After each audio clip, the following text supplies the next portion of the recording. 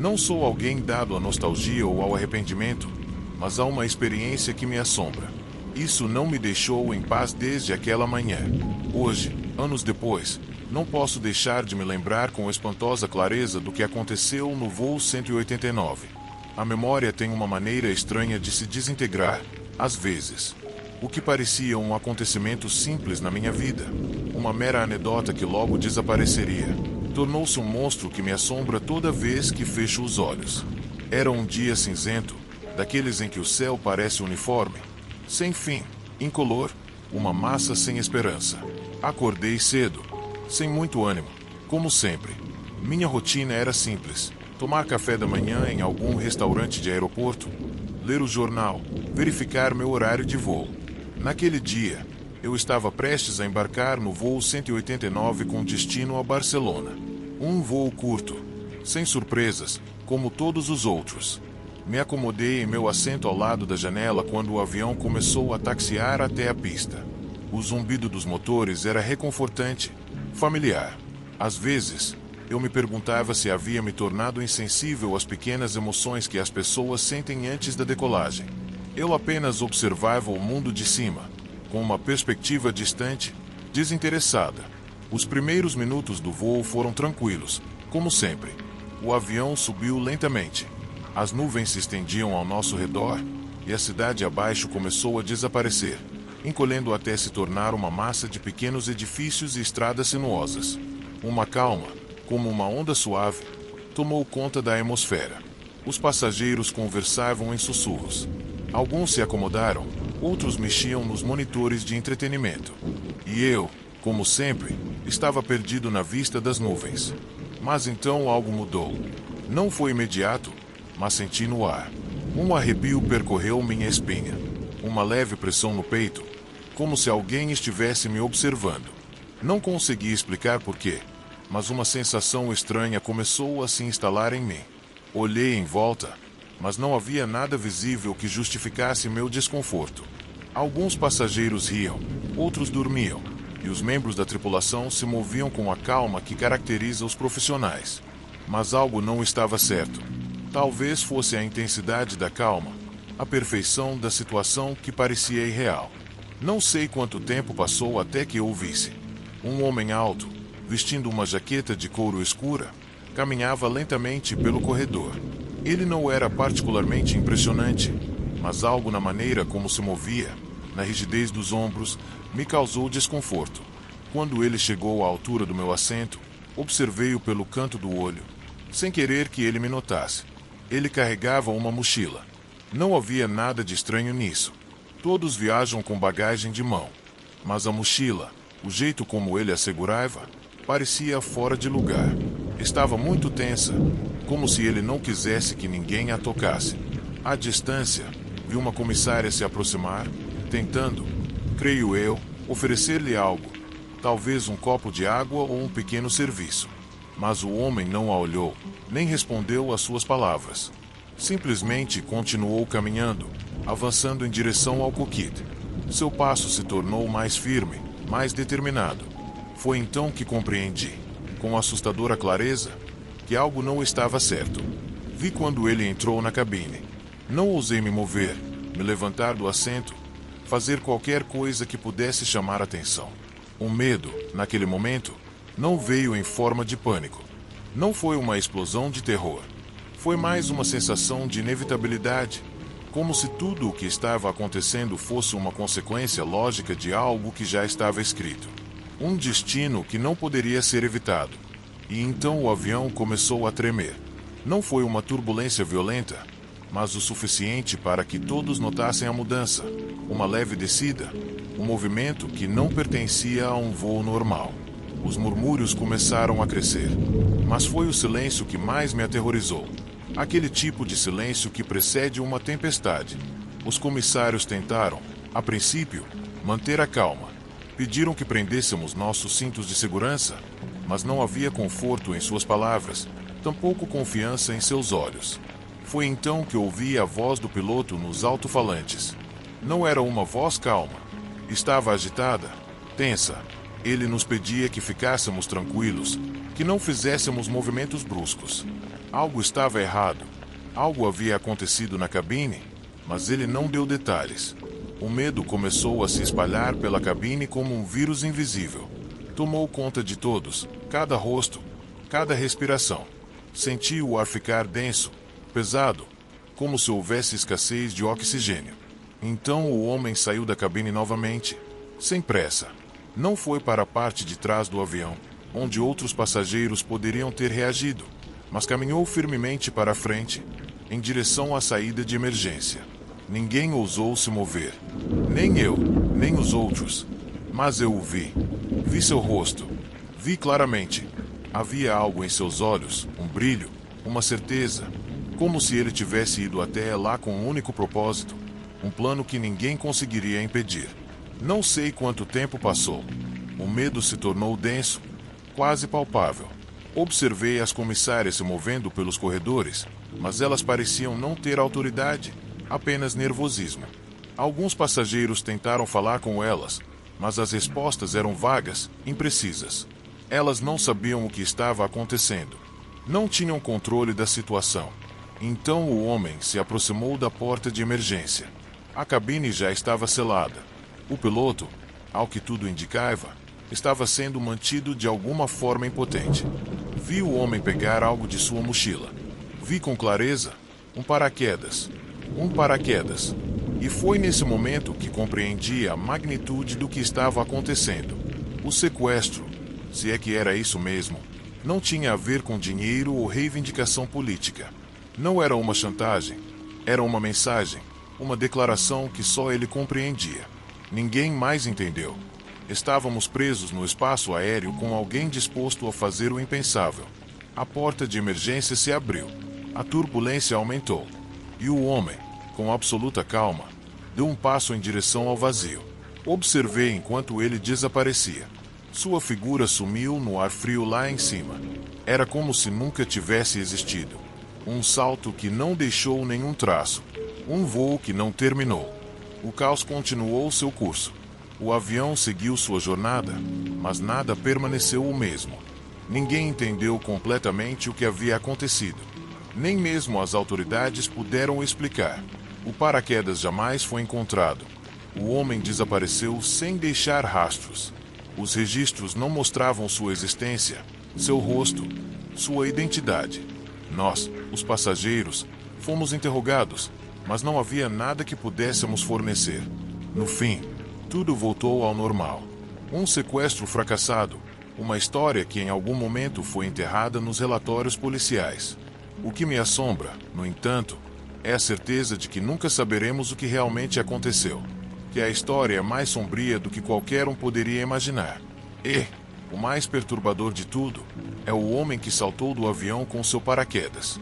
Ninguém sabe por que ele fez aquilo. Ninguém sabe quem ele era. Ninguém sabe por que escolheu aquele voo, naquele dia, para realizar seu estranho e aterrorizante propósito.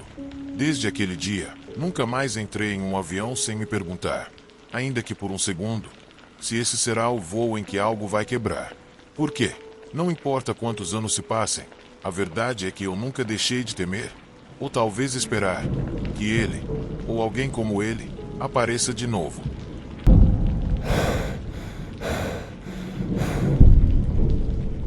Eu sou o detetive Andrew, e sempre fui fascinado pela ideia de crimes impossíveis.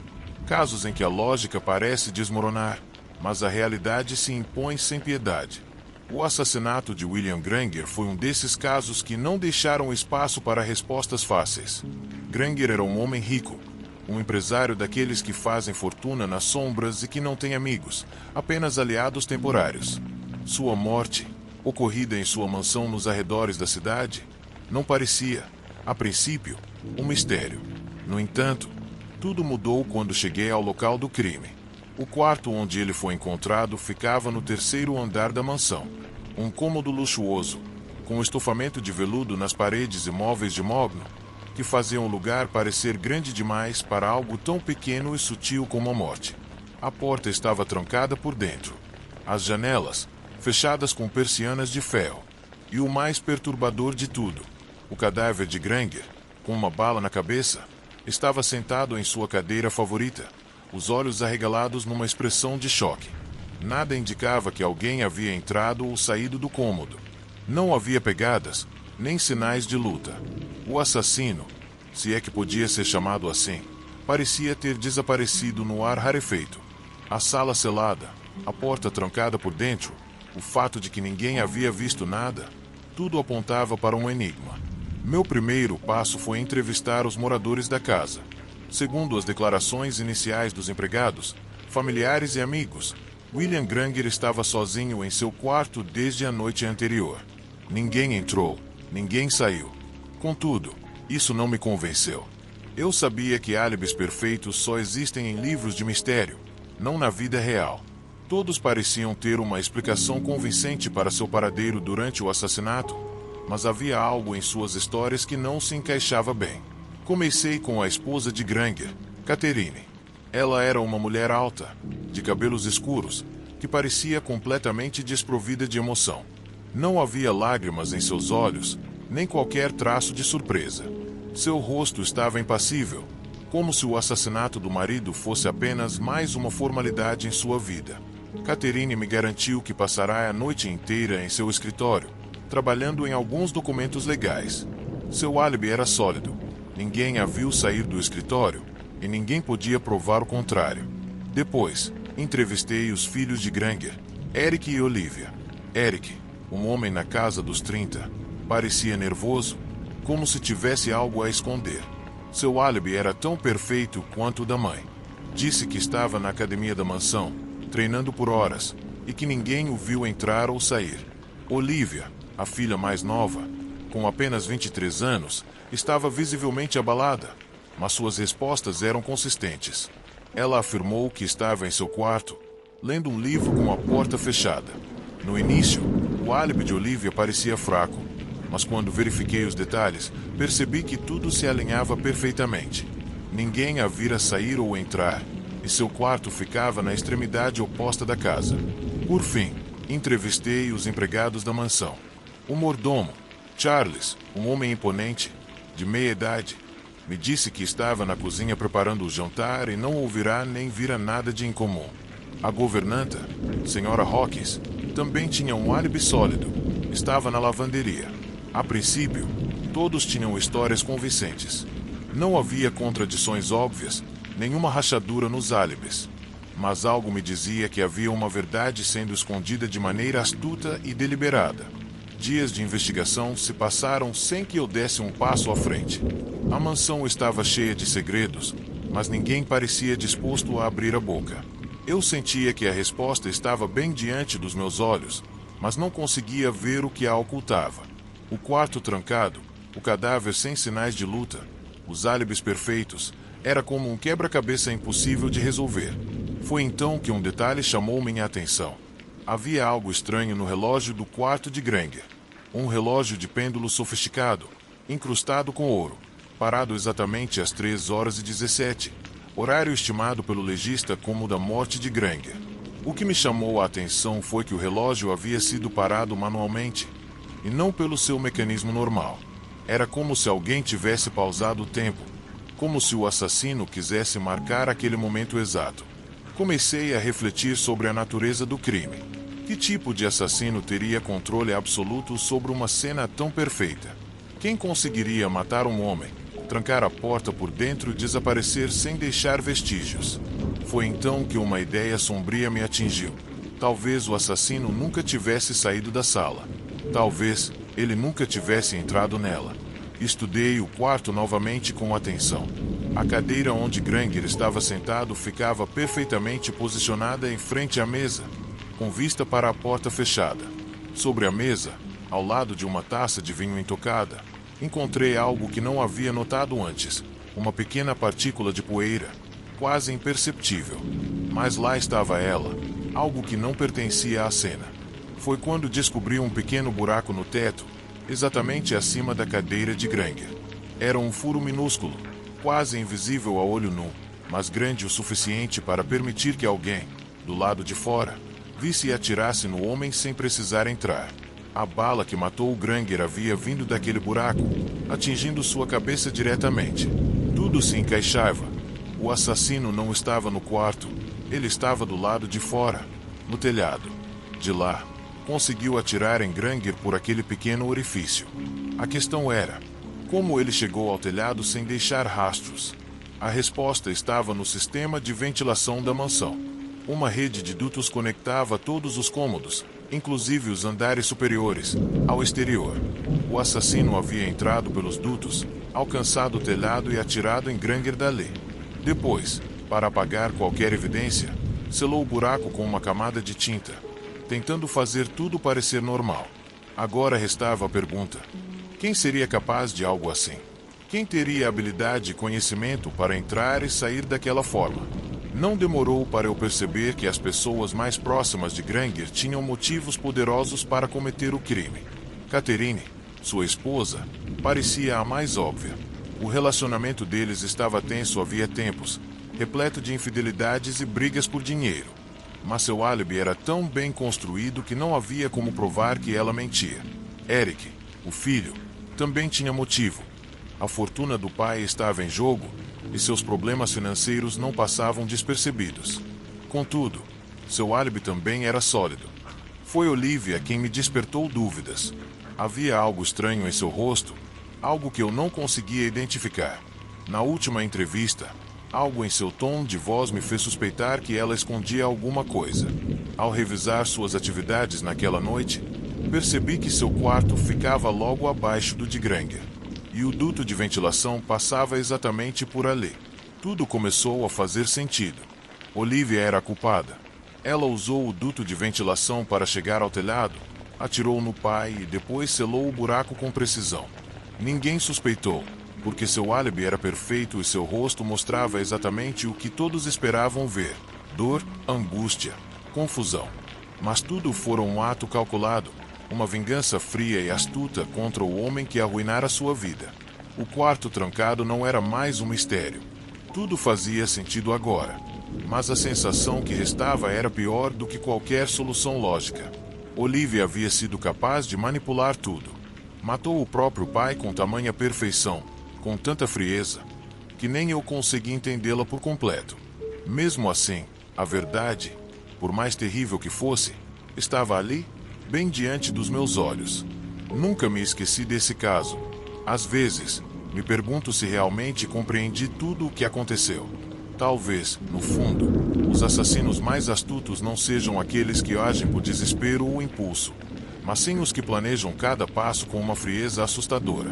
E, se for esse o caso, então Olivia Granger será para sempre a mulher que fez seu pai desaparecer da maneira mais perfeita possível.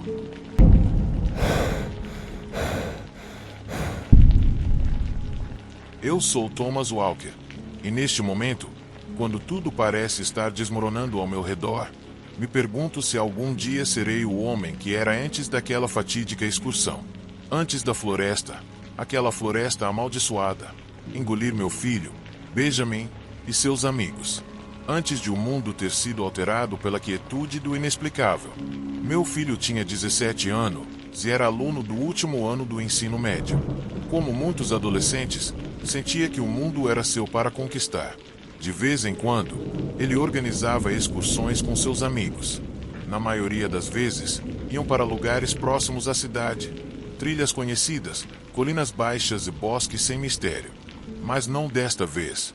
Desta vez, eles foram para Mont Lake Forest, um lugar sobre o qual todos já tinham ouvido falar, mas poucos ousavam explorar. Aquela floresta, a algumas horas de carro ao norte da nossa cidade, tinha má reputação. Havia histórias de desaparecimentos, de encontros estranhos, de criaturas que não se conformavam a nenhuma lei da natureza. Diziam que a floresta nunca poupava os curiosos, que engolia aqueles que ousavam entrar sem respeito. Às vezes, essas histórias eram contadas em tom de brincadeira, mas, quando alguém mencionava Mont Lake com seriedade, ficava claro que havia algo sombrio em suas sombras. Não era apenas o medo do desconhecido, era um medo antigo, que as pessoas preferiam ignorar. Benjamin estava animado com a aventura.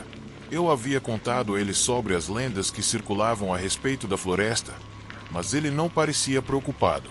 Disse que era apenas uma velha história, Um conto que as pessoas exageraram com o passar do tempo. Eu o vi sair com os amigos na manhã de 10 de outubro, rindo, carregando mochilas cheias de comida e equipamentos, com a promessa de retornar ao pôr do sol.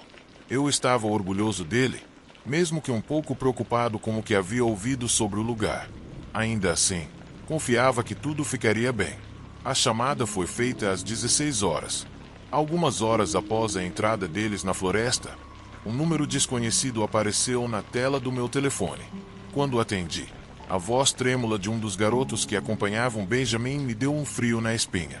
Eles haviam desaparecido. Não havia sinal deles, apenas o rastro difuso de pegadas que sumiam sem explicação. Ninguém tinha visto ou ouvido nada estranho.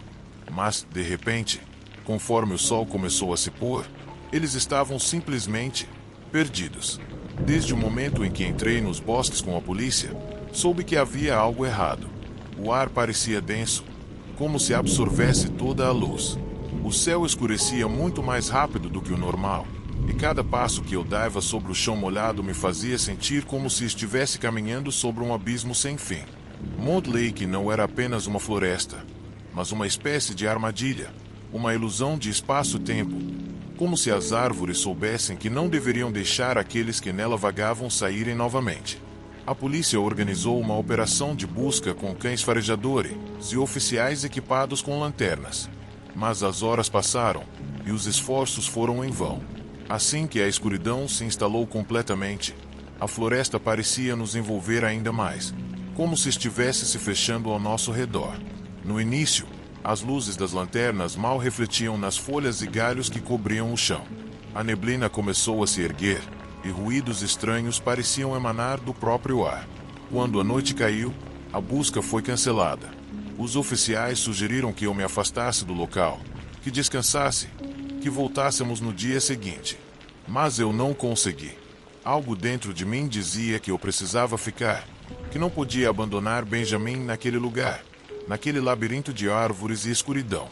Durante a noite, ouvi ruídos. Sons que não podiam ser explicados pelo vento ou pelos animais da floresta.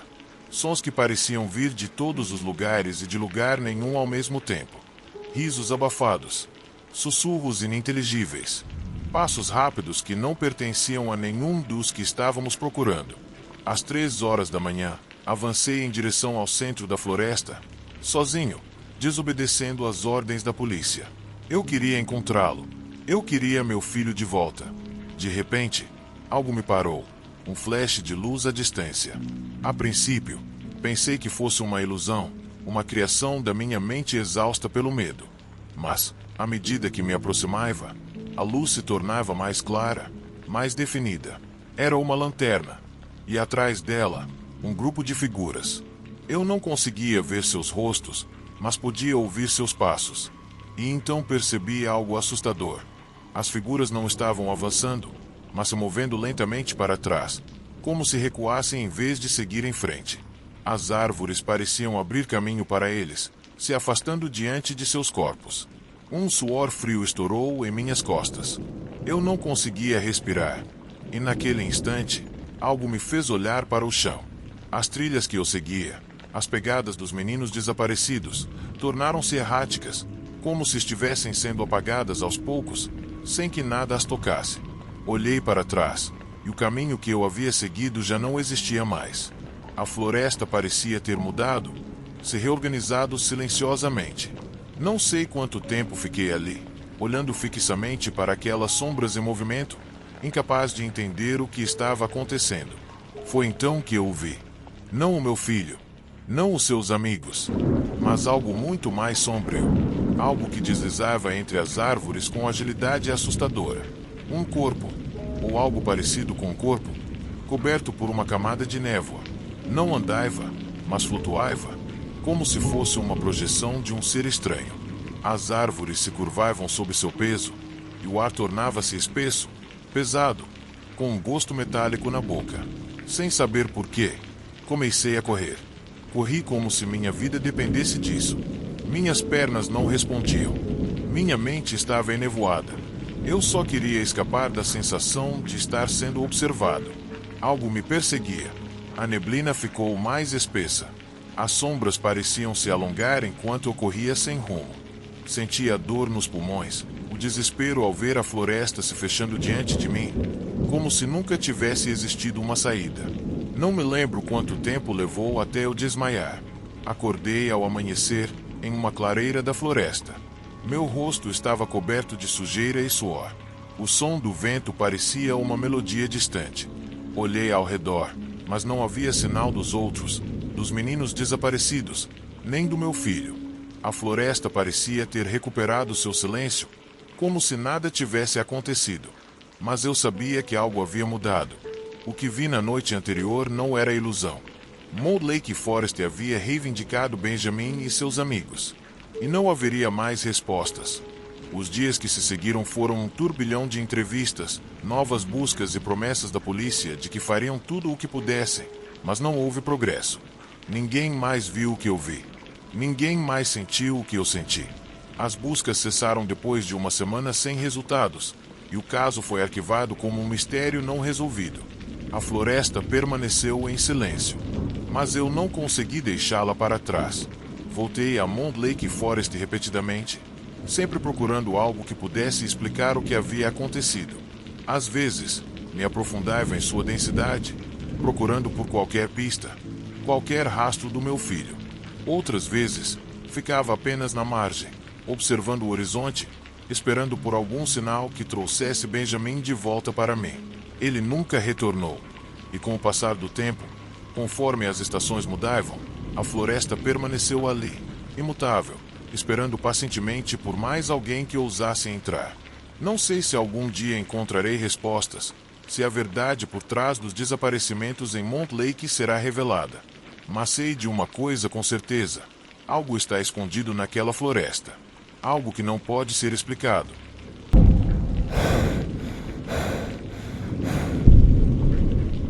Meu nome é Vitor Reio, e se você está ouvindo isso, é porque estou sem tempo. Não há volta. Os rostos daqueles que conheci, os lugares que visitei, as decisões que tomei, tudo está borrado, como se eu nunca tivesse existido. Sou um homem preso entre dois mundos, condenado a mentir. Eu estive lá desde o começo. E agora que tudo está desmoronando, as sombras estão se fechando com uma velocidade assustadora. De alguma forma, eu sempre soube que terminaria assim. Nunca imaginei que minha vida, antes tão simples e direta, se tornaria um labirinto de enganos, traições e máscaras. O que mais lamento é que, no fim, a única verdade que me resta é que ninguém é quem parece ser. Nem mesmo eu. Comecei na agência, claro, mas nunca soube exatamente em que momento o meu contrato de fidelidade foi para o Sul. O Serviço Nacional de Inteligência, o SEM, era minha vida, minha carreira, meu orgulho. Eu, Vitor Reio, um jovem analista que subiu degrau por degrau, sempre convencido de que estava lutando por algo nobre, pela segurança da nação, por um futuro melhor para todos. Mas, às vezes, a realidade não é tão clara quanto o preto e branco que nos vendem. Às vezes, tudo o que você vê é cinza, quando olha no espelho. Minha primeira grande tarefa veio quando fui enviado para me infiltrar em um grupo extremista que operava nas sombras, a Operação Fênix. O objetivo era claro: obter informações sobre atividades terroristas no país e desmantelar as células antes que pudessem atacar. Para isso, precisavam de alguém que não chamasse atenção. Alguém que pudesse se mover nas sombras sem levantar suspeitas. Não era o trabalho mais glamouroso, mas fazia sentido. Eu tinha o perfil certo. Um tipo de escritório, discreto, quase invisível, com a capacidade de pensar como ele sem ser visto. Assim que cheguei à área de contato, fui mergulhado na escuridão. Lembro da sensação de ser apenas mais uma sombra entre sombras. O primeiro contato foi com um homem chamado Elijah Marques, o líder de um grupo autodenominado Guarda Vermelha. Ninguém sabia muito sobre eles, mas suas operações eram meticulosamente planejadas. E, pior ainda, sua rede era vasta. Havia algo perturbador em Elijah.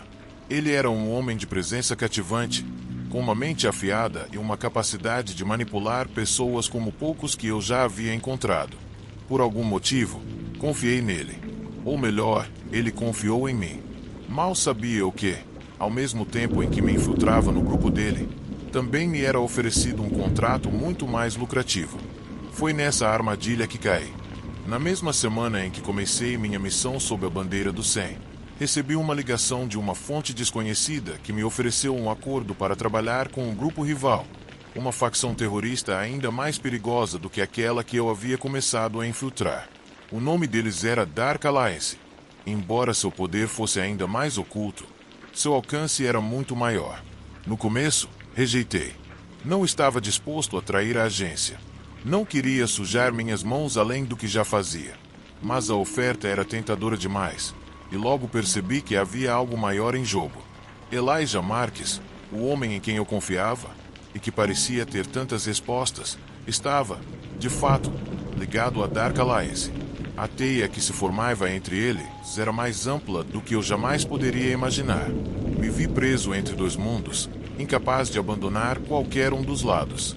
Minhas lealdades estavam divididas, e embora no começo eu tenha tentado jogar dos dois lados, logo percebi que as regras do jogo não eram as mesmas para ambos. Ninguém me dizia a verdade, nem a agência, nem a Dark Alliance. Era tudo fachada, um teatro de interesses cruzados. Era como se ambos os lados me enxergassem como um peão num tabuleiro onde eu mesmo não compreendia os movimentos. Os meses passaram, e as missões se tornaram cada vez mais perigosas. Minha identidade se tornava ilusória, como se eu vivesse num filme de espionagem, identidades falsas, contatos secretos, operações clandestinas. Era um mar de mentiras, intercaladas e entrelaçadas, e eu estava me afundando cada vez mais fundo no abismo. Nunca percebi o quão perdido eu estava. A verdade é que, para todos os efeitos, eu já não sabia mais quem era. Se trabalhava para a agência, também trabalhava para a Aliança Negra. Se estava com a Aliança, ainda assim obedecia à agência. No fim, tudo se reduziu a um dilema simples: quem estava usando quem? Eu era o agente manipulando forças em ambos os lados, ou apenas mais um fantoche preso em sua própria teia. A tensão atingiu o ápice numa noite fria de novembro. Eu vinha reunindo informações para a agência havia semanas, tentando acessar os arquivos da Dark Alliance, quando descobri algo que mudaria tudo. A Aliança Negra sabia de uma operação ultra-secreta da agência, envolvendo líderes políticos e agentes de inteligência ao redor do mundo. Se essa informação caísse em mãos erradas, representaria o colapso total da ordem mundial. Eu não podia permitir que isso acontecesse, mas, ao mesmo tempo, não conseguia parar de pensar em Elijah.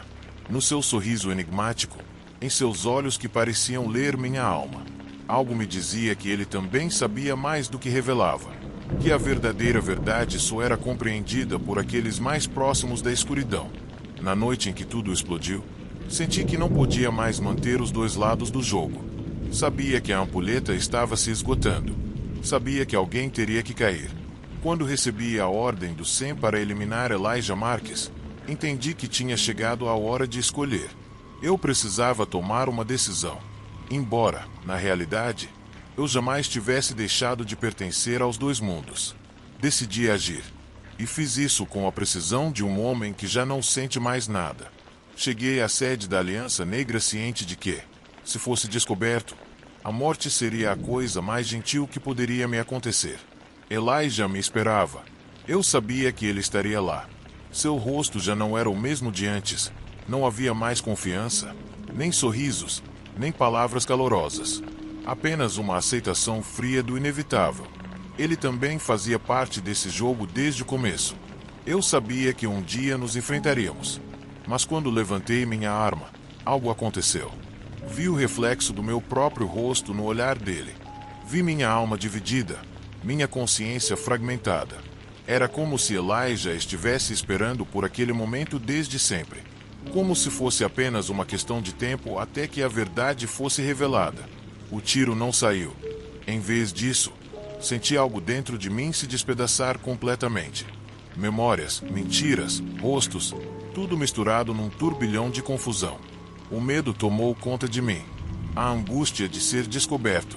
A certeza de que o fim estava próximo. Então, numa última tentativa desesperada de escapar da verdade, percebi algo.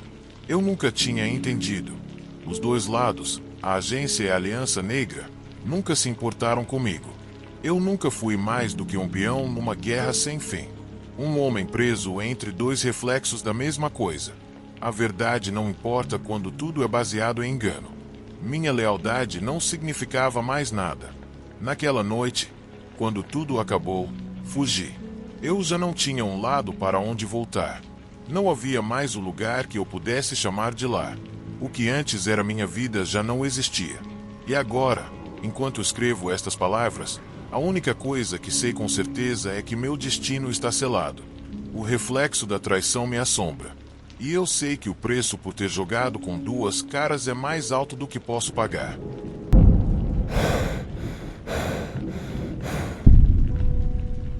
Meu nome é Luke Thompson.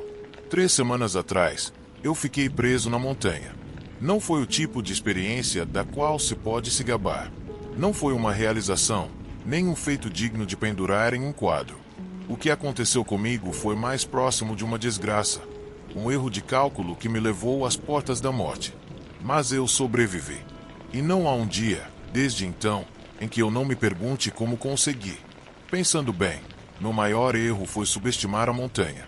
Tudo começou como uma expedição comum. A ideia era escalar o Crystal Peak, um dos picos mais desafiadores das montanhas Adirondack.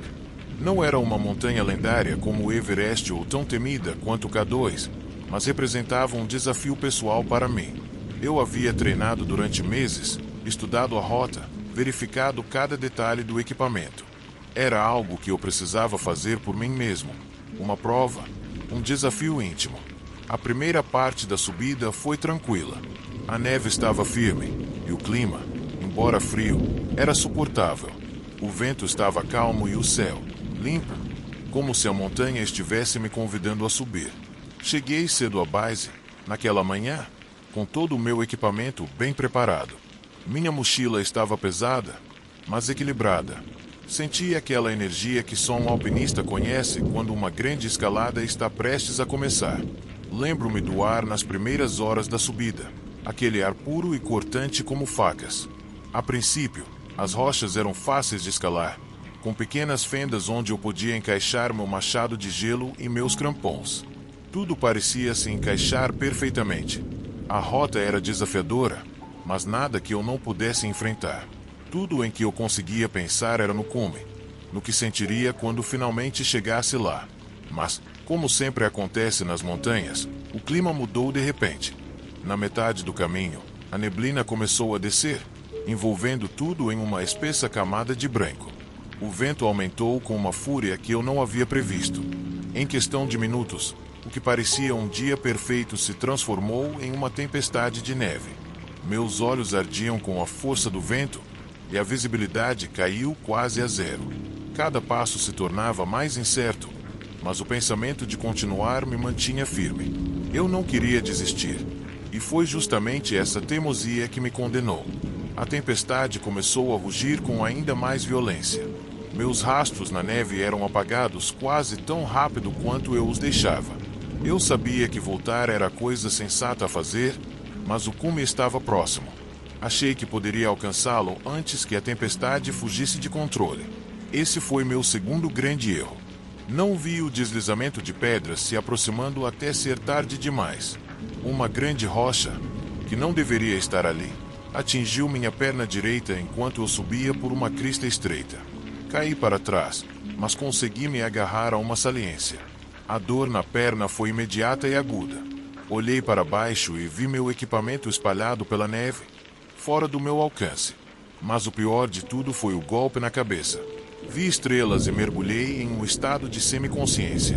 Quando recobrei os sentidos, a tempestade me envolvia por completo, e eu não sabia se era dia ou noite. Sabia que não podia ficar ali.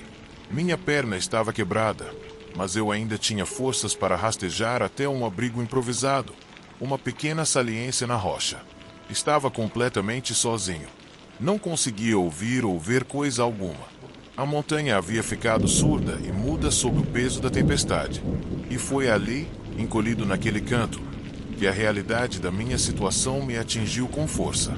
Eu não tinha água, não tinha comida, meu telefone estava sem sinal. E o pior de tudo, não havia abrigo à vista.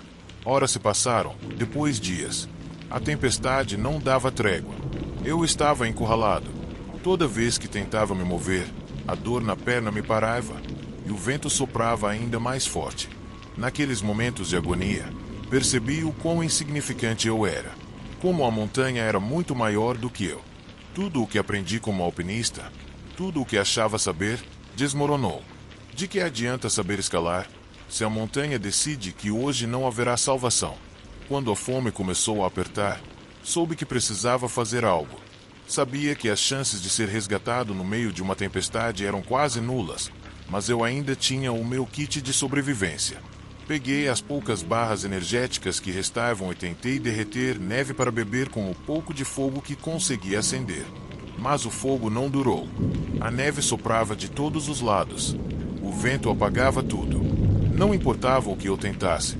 Minha mente, aprisionada no desespero, começou a pregar peças em mim. As horas se estendiam como dias. Eu não tinha mais noção de quanto tempo havia passado ali. Às vezes, o frio me fazia sentir como se eu estivesse completamente sozinho, isolado do mundo, como se o resto da humanidade tivesse desaparecido. Foi nesses momentos de delírio que comecei a ouvir coisas. Sons que eu não conseguia identificar, como passos na neve. A princípio, pensei que fosse fruto do cansaço, mas a sensação de estar sendo observado foi se intensificando. O medo tomou conta de mim. A montanha, que antes parecia uma aliada, agora se tornava uma fera prestes a me devorar. Nos meus momentos mais escuros, eu não sentia apenas o frio me ameaçando. Havia algo mais. Algo espreitava na escuridão, me observando das sombras da tempestade. Uma presença invisível e inexplicável que eu não conseguia tirar da cabeça. Lembro-me de uma noite em que o vento diminuiu um pouco e a neve caía mais devagar. Rastejei até a borda do abrigo improvisado, me movendo com dificuldade por causa da perna quebrada. A paisagem ao redor estava coberta por um manto branco. Tudo era igual. Tudo era silêncio. E então, eu vi algo à distância. Era uma sombra ao pé de uma das rochas. Não consegui distinguir direito, mas ela estava lá, e olhava na minha direção. O pânico me paralisou. Eu não tinha certeza se aquilo era real ou fruto de uma mente à beira do colapso, mas a sombra se movia, e eu não conseguia desviar o olhar. Não era humano. Eu sabia disso. De alguma forma, eu sabia. Não sei por quanto tempo fiquei ali, observando. O que sei é que o medo me fez ficar completamente imóvel, esperando que a tempestade me engolisse antes que aquela coisa me alcançasse. Finalmente, meus olhos se fecharam e caí em um sono profundo, como se a exaustão tivesse feito o que minha mente se recusava a fazer, desistir. Quando acordei, a tempestade já não era tão violenta quanto antes. O vento era apenas um sussurro, e a neve havia se acalmado, mas minha perna ainda estava quebrada, e minhas forças no limite. No entanto, ao menos a sensação daquela presença havia desaparecido. Eu não sentia mais que estava sendo observado. Ou talvez eu apenas tivesse parado de me importar. Eu simplesmente sabia que, de alguma forma, a montanha havia me deixado viver mais um dia. O resgate chegou 2 dias depois, embora eu não saiba como conseguiram me encontrar. Talvez o tempo tenha me dado uma chance. Ou talvez alguém, em algum lugar do mundo, por alguma razão inexplicável, tenha decidido que eu ainda merecia ser salvo. Não sei o que os motivou a continuar me procurando, mas lembro de vê-los surgindo na neblina como figuras fantasmagóricas que se aproximavam. Hoje, ao relatar estas palavras, tento dar algum sentido ao que aconteceu. Sim, eu sobrevivi, mas a montanha não me deixou partir completamente. Os vestígios daquela tempestade, daquela sombra que me assombrava, ainda permanecem comigo. E, embora agora eu esteja seguro, não sei se algum dia serei capaz de olhar para uma montanha da mesma forma.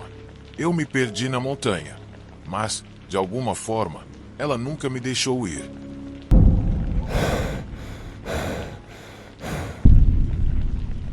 Meu nome é Nathan Parker, ou pelo menos é o que me dizem. Se você me perguntar como eu sei, eu diria que não tenho ideia. Não me lembro de nada sobre minha vida passada. Não sei como cheguei aqui ou por que estou nesta cidade.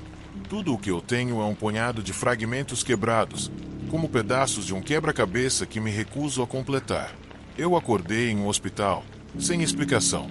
Meus olhos se abriram para um branco, uma sala monótona com o zumbido constante de uma máquina ao fundo. O ar estava grosso, frio, como se eu estivesse preso em um sonho que nunca acaba. A primeira coisa que notei foi a dor. Dor na minha cabeça, como se alguém estivesse batendo nela com um martelo. Eu não conseguia me lembrar de como tinha chegado ali ou quem estava comigo. Pior de tudo, eu não conseguia nem lembrar do meu próprio rosto. O médico me disse que eu sofri um acidente grave. Ele me explicou que eu tinha perdido completamente a memória, amnésia traumática, e que não sabiam se eu algum dia recuperaria minhas memórias. Disse que me encontrou perto de um acidente de trânsito, desorientado e coberto de sangue, mas, por algum motivo, eu não lembrava de nada que tivesse acontecido. No começo, pensei que fosse mentira. Como poderia eu esquecer de tudo? Quem eu realmente era? Nos primeiros dias, eu estava apenas tentando entender o que tinha acontecido. Toda vez que olhava no espelho, o homem que via não fazia sentido. Um rosto familiar, mas estranho, como se alguém o tivesse colocado ali, mas que não fosse meu. Eu não reconhecia ninguém que veio me visitar e eles, embora amigáveis, pareciam distantes, como se esperassem algo de mim que eu não sabia como dar. Minha vida antes daquele acidente parecia um vazio insondável.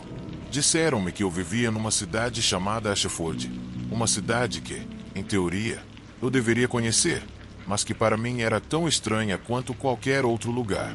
As pessoas que diziam me conhecer, amigos, colegas de trabalho, até mesmo minha própria família, pareciam ser atores de uma peça que eu não tinha escrito. Ninguém me deu respostas claras. Ninguém sabia como eu tinha chegado lá ou exatamente o que tinha acontecido. Toda vez que eu perguntava, as respostas eram vagas, incompletas. A terapia começou logo depois que recebi alta.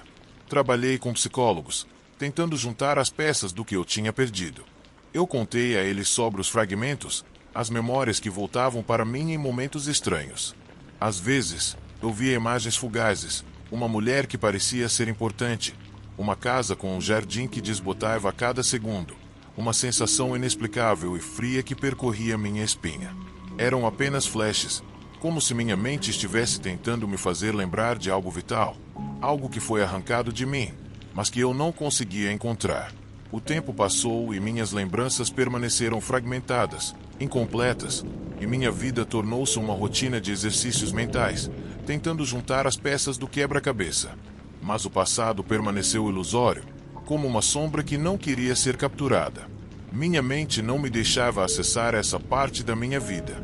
E toda vez que eu tentava, me sentia mais vazio, como se algo estivesse bloqueando meu acesso à verdade. Foi quando comecei a ter pesadelos estranhos e violentos que pareciam fazer mais sentido do que a própria realidade. Neles, eu via uma figura escura, sempre presente, sempre me observando das sombras. Era como se ele estivesse esperando por mim, como se minha vida fosse apenas uma distração até que ele finalmente voltasse para me encontrar. Eu acordava suando, com o coração acelerado, incapaz de lembrar o que tinha visto, mas com a sensação de que era importante.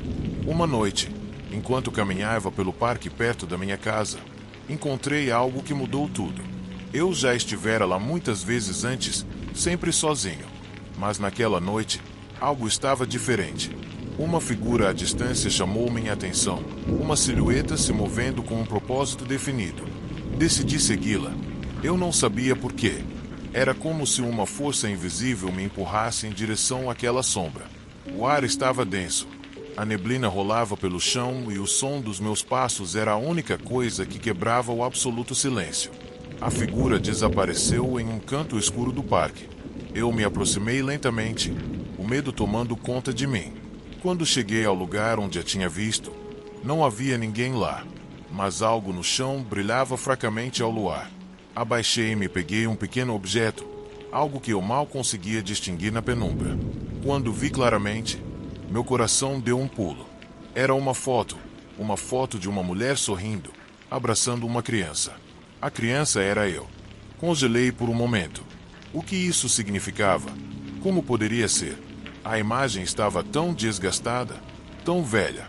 Porque estava ali, no meio do parque, esperando para ser encontrada por mim. Minha mente começou a girar, mas antes que eu pudesse pensar em algo coerente, uma sombra surgiu atrás de mim. Virei-me rapidamente, mas não havia ninguém. O medo tomou conta de mim, junto com uma sensação de inevitabilidade. Alguém estava brincando comigo, alguém que sabia mais sobre o meu passado do que eu mesmo sabia. Naquela noite, o pesadelo se repetiu com mais intensidade. Eu vi a mesma figura escura que me seguirá, mas desta vez ela estava mais perto e eu podia ouvir sua respiração, pesada e distorcida.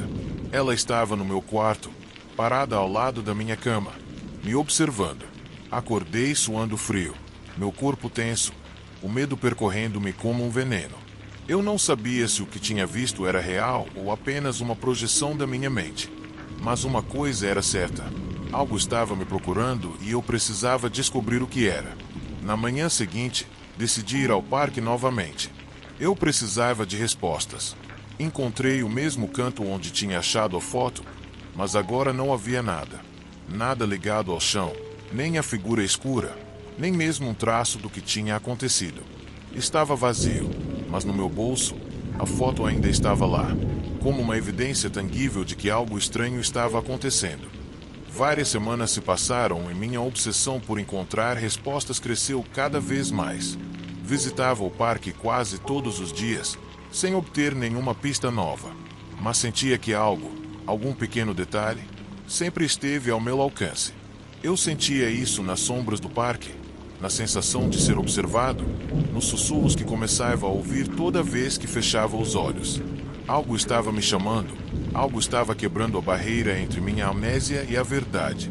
Finalmente, um dia, enquanto mexia em velhos objetos na minha casa, algo clicou. Encontrei um caderno velho numa gaveta, coberto de poeira e com a capa desgastada. Abri-o lentamente, sentindo uma estranha mistura de medo e curiosidade. As páginas estavam cheias de notas, desenhos e rabiscos que eu não entendia. Mas quando cheguei à última página, meu coração parou. Ali, em letras grandes, estava meu nome, Nathan Parker. Mas logo abaixo, havia outra coisa: o Projeto Ícaro. Eu não sabia o que significava, mas algo nessa palavra me fez estremecer. De alguma forma, eu sabia que a resposta para tudo que eu estava procurando estava ali. O Projeto Ícaro.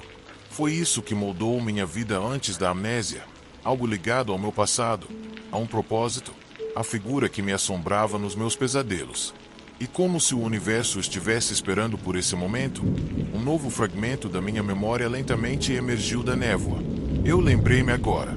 Eu estava envolvido em algo, um experimento, um projeto secreto. Mas não sei o que deu errado. Tudo o que sei é que agora estou buscando o meu próprio passado, enquanto a sombra continua a espreitar, esperando que eu finalmente descubra toda a verdade. Talvez, no final, o que eu encontre não seja apenas uma lembrança, mas a verdade por trás da minha amnésia.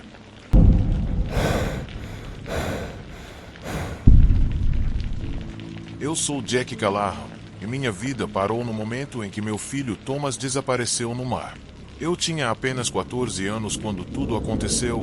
Desde então, o peso dessa ausência me marcou com uma escuridão que nem mesmo o sol mais brilhante pode dissipar.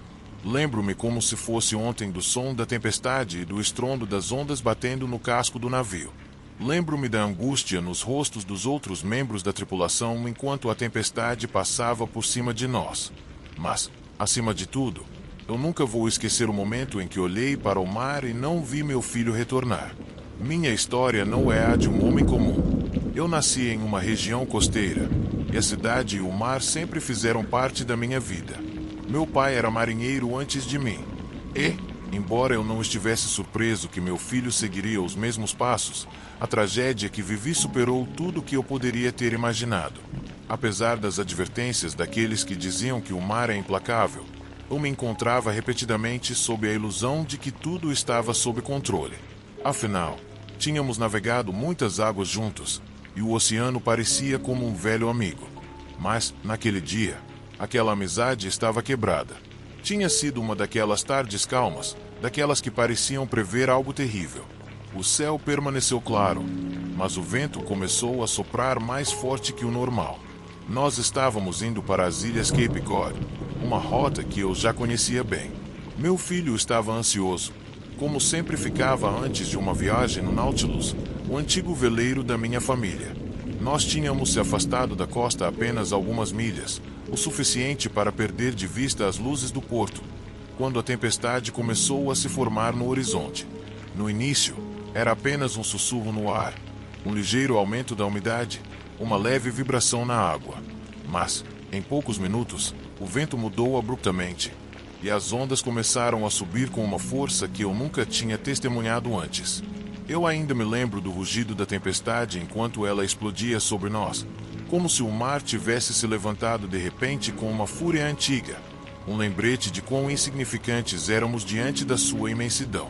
Os tripulantes começaram a trabalhar rapidamente, apertando as velas e prendendo o leme. Eu, como capitão, sabia que não tínhamos tempo. A tempestade estava nos envolvendo com a rapidez de um animal selvagem.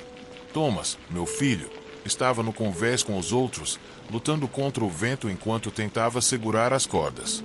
Apesar de sua juventude, ele se adaptava ao mar como se tivesse nascido para isso. Sempre foi corajoso, determinado e disposto a aprender. Eu poderia ensiná-lo. Não havia medo em seu rosto. Ele estava focado no que fazia, como marinheiro experiente. Mas aquela tempestade foi diferente. O mar parecia enfurecido, com uma fúria inexplicável, como se quisesse engolir tudo em seu caminho. De repente, a visão do oceano tornou-se surreal.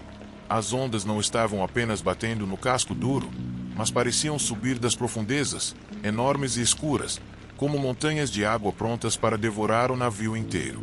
Um raio iluminou o céu, fazendo o mar refletir um tom acinzentado, uma luz estranha, como se o próprio oceano estivesse queimando em uma chama invisível. Foi naquele instante que eu vi algo que nunca vou esquecer. Thomas, apesar dos seus esforços para se segurar, foi derrubado de seus pés por uma onda que se levantou inesperadamente. Um raio iluminou o céu naquele preciso momento, e por um segundo vi seu rosto, uma mistura de surpresa e medo, antes que ele fosse engolido pelo abismo. Eu gritei seu nome, mas o rugido da tempestade abafou minha voz. Ninguém conseguia ver onde ele tinha desaparecido. Ninguém podia fazer nada para impedi-lo. O mar levou o que eu amava mais. Eu não consegui nem chegar perto da área onde ele havia caído. As ondas batiam com tanta força que eu era empurrado para trás, como se o próprio oceano estivesse protegendo sua presa. Em questão de minutos, o que tinha sido um lugar cheio de atividade e caos foi transformado em uma cena de desolação. A tripulação tentou procurá-lo, mas o vento e a chuva cegaram nossa visão. Não havia maneira de saber para onde ele tinha ido ou se havia sobrevivido ao impacto com a água. Mas a verdade é que, apesar dos nossos melhores esforços, não sobrou nada. O mar não deixou nenhum rastro. As horas passaram, e a tempestade finalmente diminuiu, mas o dano já estava feito. Ficamos ali à deriva, procurando por um filho, um amigo, um irmão, e tudo que o mar havia deixado para trás era silêncio. Quando retornamos à terra, não havia sinal de Thomas. A busca continuou por dias, semanas até. Mas, como todo mundo sabe, o mar é um monstro implacável. Testemunhas da tempestade disseram que nunca tinham visto nada parecido antes. Ninguém conseguia explicar por que a tempestade havia se alastrado daquela maneira. Ninguém poderia me dar uma resposta sobre o que aconteceu com meu filho. A guarda costeira e a polícia insistiram que ele havia caído na água e que, dadas as condições em que ele se encontrava, não havia esperança de que tivesse sobrevivido. Mas eu não pude aceitar isso. Eu não conseguia imaginar que meu filho se foi para sempre sem deixar vestígios. Eu não poderia me render à ideia de que o mar, com toda a sua força e mistério, o tinha levado embora. Não foi possível. Não para Thomas. Todas as noites, quando a lua cheia iluminava o horizonte, eu me encontrava em pé no porto olhando para o mar, esperando que, em algum momento, a água devolvesse meu filho para mim. Os dias passaram, mas a dor ainda estava intacta. Nas primeiras semanas, as pessoas me ofereceram conforto. Disseram-me que a vida deve continuar, que não havia mais nada a fazer, que o mar era imprevisível. Mas ninguém entendia o que eu estava sentindo. Ninguém entendia que meu filho não era apenas mais uma vítima da fúria do oceano. Ele não era apenas mais uma parte da natureza. Ele era meu, e o mar não tinha direito de tirá-lo de mim assim. Foi durante uma das minhas vigílias noturnas, quando o desespero já me consumia, que algo estranho aconteceu. Eu estava parado no cais, observando a linha do horizonte, quando vi uma figura à distância. No começo, pensei que fosse só um truque da minha mente. A falta de sono tinha pregado uma peça em mim. Mas não, a figura estava lá, nas águas, quase flutuante. Aproximei-me lentamente, sem saber se o que via era real. Quando cheguei mais perto, a figura ficou mais clara. Era um homem, ou pelo menos parecia um. Ele tinha a silhueta de um marinheiro, vestido com roupas antiquadas, como as que os marinheiros de séculos atrás usavam. Seu rosto estava escuro, impenetrável, mas havia algo sobre sua presença que me abalou. Eu parei antes de alcançá-lo. Meu instinto me disse que não deveria chegar mais perto, mas minha mente me empurrou a segui-lo. A figura começou a se mover em direção ao mar. Sem saber por quê, senti-me compelido a segui-la. O vento soprou novamente, e o mar, que até então estava calmo, começou a se mexer outra vez. Num piscar de olhos, a figura desapareceu nas ondas, como se nunca tivesse existido. Fiquei ali por horas, olhando para o oceano, sentindo algo me chamar de suas profundezas. O frio começou a penetrar meus ossos, mas minha mente estava além do frio, além da dor. Naquele momento, eu soube que o mar tinha reivindicado meu filho, mas não da maneira que eu havia contado. Não foi apenas o acidente. Não foi um acaso. O mar o levou por uma razão, e havia algo mais. Algo além do que os olhos podem ver. Daquela noite em diante, algo mudou em mim. O mar não era apenas o lugar que tinha arrancado meu filho de mim. Era um território estranho, um ser vivo com sua própria vontade. E meu filho fez parte do seu jogo, uma peça sacrificada em algo muito maior. Eu não olhei mais para a ciência ou para os relatórios da guarda costeira em busca de respostas. Eu não tentei mais entender. Eu sabia que meu filho estava preso em algum canto do oceano e que, mais cedo ou mais tarde, eu também faria parte daquela corrente eterna. E então aqui estou eu, olhando para as águas escuras, esperando pelo retorno de Thomas. Mas eu sei que, como ele, eu nunca serei o mesmo.